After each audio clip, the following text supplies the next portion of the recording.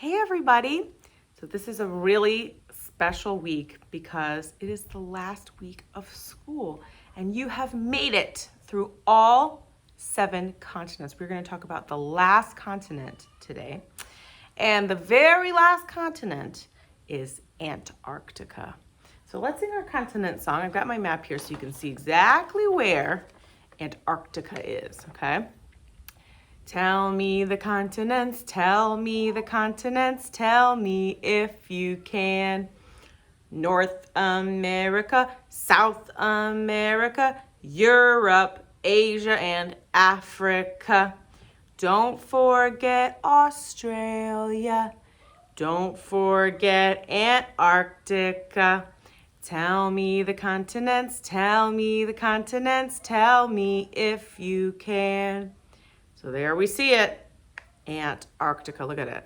It's way at the very bottom of the world, the very southernmost part of the world. I'm gonna tell you a little bit about Antarctica.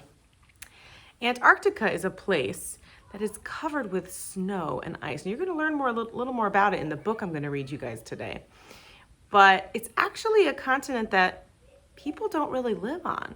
The only people that are there are scientists that are studying the creatures there or the ice there, and I don't think they live there all the time. It's just too cold and there's just not enough food and supplies there. Nothing grows there, right? So they probably have to go back and forth a lot to get supplies. So we're going to read a little bit more about Antarctica and some of the creatures that live there. So this story is called The Emperor's Egg. Now, I bet you can tell what kind of animal this is going to be about. By Martin Jenkins, illustrated by Jane Chapman.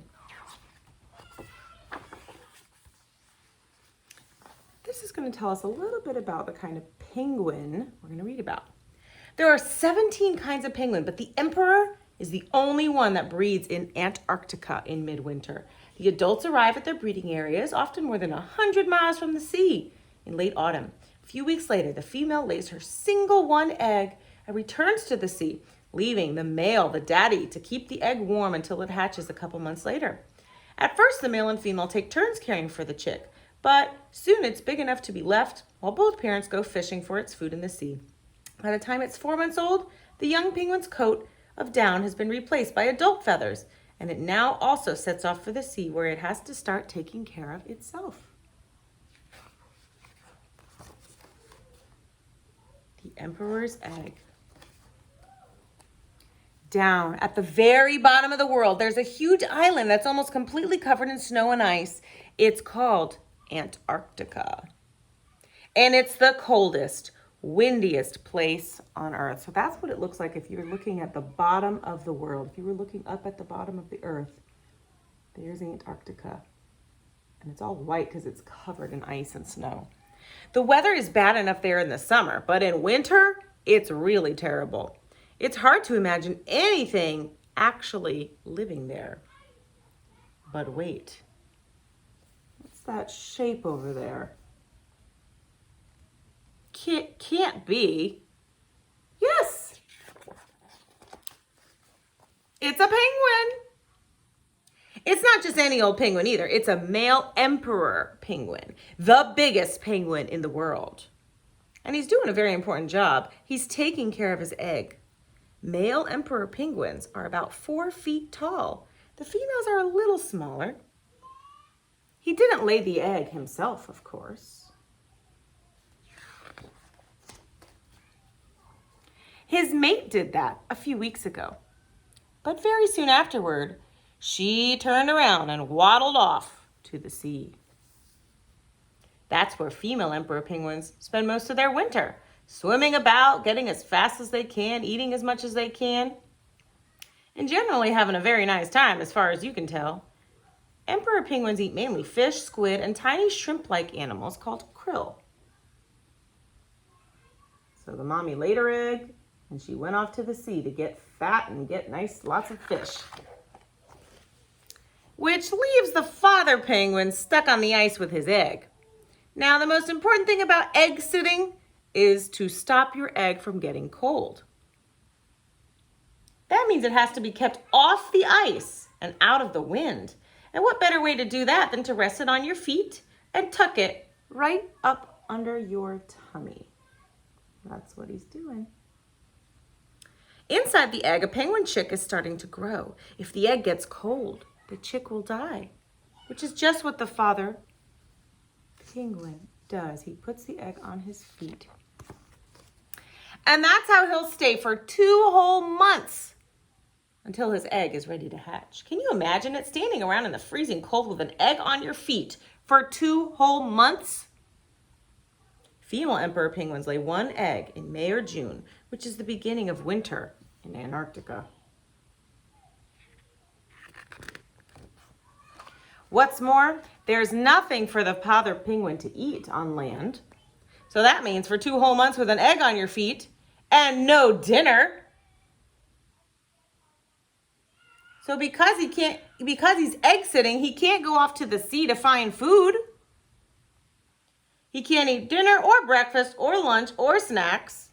I don't know about you, but I'd be very, very miserable. Luckily, the penguins don't seem to mind too much. They have thick feathers and lots of fat under their skin to help keep them warm. And when it gets really cool and windy, they all snuggle up together and shuffle over the ice in a great big huddle. Most of the time, the huddle trundles along very, very slowly, but sometimes when the penguins get to a particular slippery slope, they slide down it on their tummies, pushing themselves along with their flippers, always remembering to take care of their egg and trying hard not to bump each other. And that's how the father penguin spends the winter, until one day he hears a chip, chip, chip. Even though the males keep the egg tucked up tight under their tummies when they slide, sometimes it can roll out and break.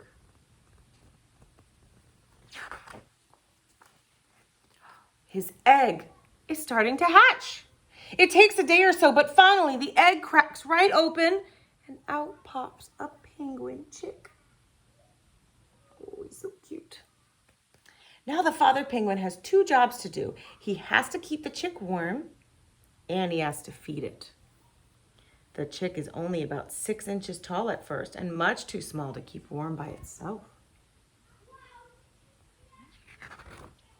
But on what? The chick's too small to be taken off to sea to catch food, and it can't be left behind on the ice. Well, deep down, in the father penguin's throat, there is a pouch where he makes something a little like milk, and that's what he feeds to this hungry chick. The chick reaches up into the father's throat. The father penguin can make only enough of the milky stuff to feed his chick for a couple of weeks, but just as he's about to run out, a dot appears on the horizon. It gets closer and closer and closer. Yes! It's Mom! She's back! She starts trumpeting, hello! And the father penguin starts trumpeting, hello! And the chick whistles. The racket goes on for hours, and it really does sound as if they're extremely pleased to see each other. Every adult penguin has its own special call, kind of like a fingerprint. Chicks have their own special whistle, too.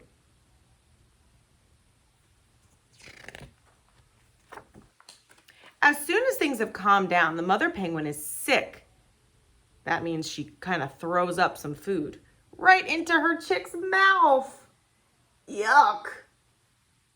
You may think, yum, thinks the chick, and gobbles it all down. Kind of a gross way to eat, isn't it? It's the mother's turn to take care of the chick now, while the father sets off to the sea for a well-earned meal of his own. About time, too. So now it's Daddy's turn to go to the sea and catch some fish and eat. He's been sitting there for 2 months, starving.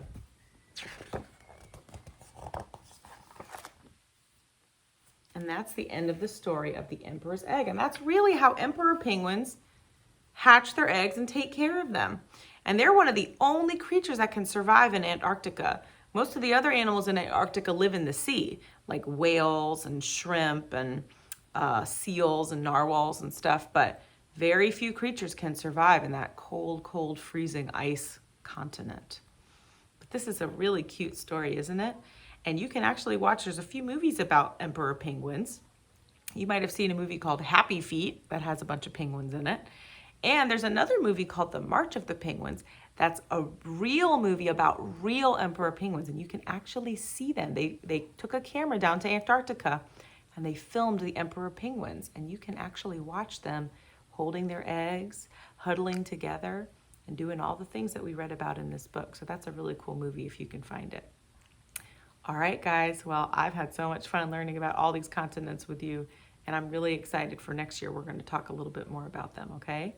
All right, have fun. Bye.